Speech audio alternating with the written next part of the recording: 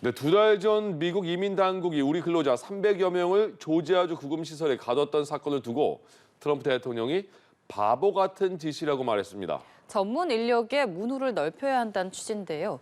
이런 가운데 곧 발표될 것 같았던 반도체 관세가 더 미뤄질 거란 전망이 나왔습니다. 워싱턴 정호윤 특파원입니다. 트럼프 미국 대통령은 쇠락한 미국 제조업을 재건하기 위해선 외국인 전문 인력의 도움이 반드시 필요하다고 밝혔습니다. 보다 엄격한 이민 정책을 통해 외국인이 일자리를 뺏는 것을 막아야 한다는 강경 보수층의 반발을 잠재우기 위한 것으로 지난 9월 조지아주에서 있었던 한국인 근로자 무더기 구금 사태를 예로 들었습니다. They spent $1 billion to build a factory, and they were told to get out. And I said, stop it. Don't be stupid. And we worked it out. And now they're teaching our people how to do it. 조지아주 사태 이후에도 한미 간 비자 제도 개선은 아직 뚜렷한 진전을 보이고 있지 않지만 그럼에도 문제를 해결했다고 주장한 겁니다. 트럼프 대통령은 미국 애리조나주에 공장을 짓고 있는 세계적인 반도체 기업 대만 TSMC의 사례를 언급하며 복잡한 공장을 건설하고 운영하려면 수천 명의 외국인 전문 인력이 필요하다고 덧붙였습니다. I love my conservative friends. I love MAGA. But this is MAGA. And those people are going to teach our people how to make computer chips. And in a short period of time, our people are going to be doing great.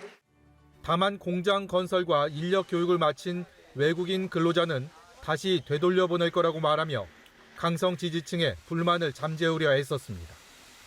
이런 가운데 로이터 통신은 미중 갈등과 물가 상승 우려를 감안해 트럼프 행정부가 반도체 관세 부과를 미룰 수 있다고 전했습니다.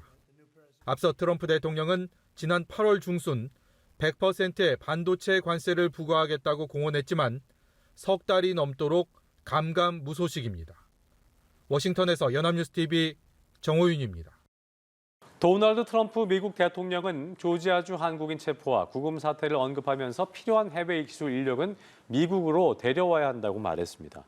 트럼프 대통령은 현지 시간으로 11일 폭스뉴스 방송에서 미국 근로자의 임금을 올리기 위해선 외국 인력이 대규모로 들어와서는 안 되는 거 아니냐는 사회자의 질문에 대해 인재는 데려와야 한다고 답했습니다. 이어서 조지아주에서 한국인들이 배터리를 만드는 방법을 가르치려 했지만 그들을 나라 밖으로 내쫓으려 해서 아쉽다는 취지로 말을 하기도 했습니다.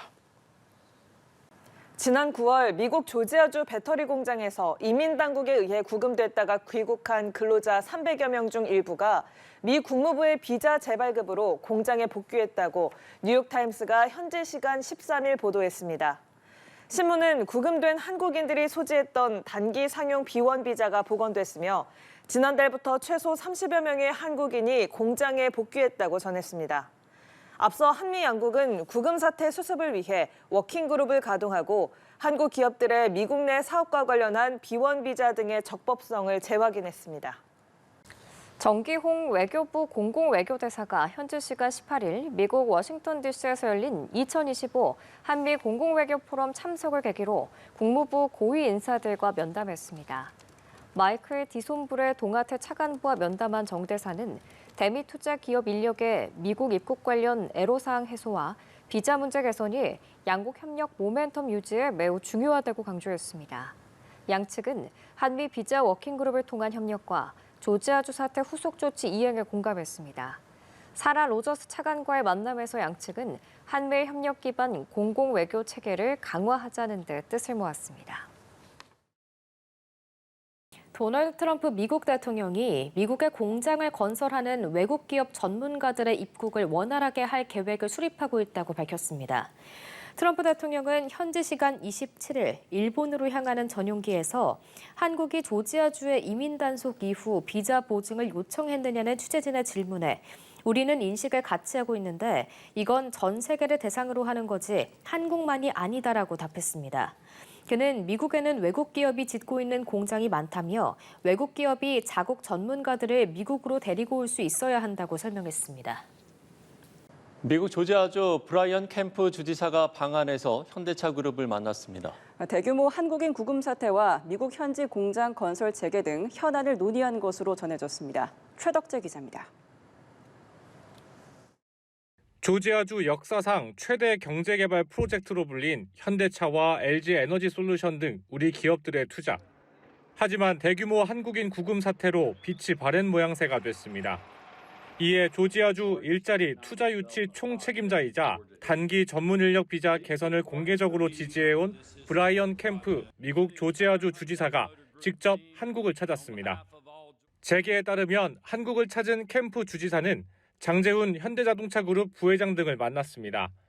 배터리 합작 공장 구금 사태로 인한 영향을 분석하고 앞으로 어떻게 기존에 합의한 투자와 고용을 이어갈 수 있을지 논의한 것으로 전해집니다. 현대차 그룹은 2028년까지 조지아와 엘라베마 등 현지 공장에 260억 달러, 우리 돈으로 37조 원을 투자한다는 계획입니다. 지난 3월엔 엘라벨에 1,100만 제곱미터 규모의 현대차 그룹 메타플랜트 아메리카 준공식을 가지기도 했습니다.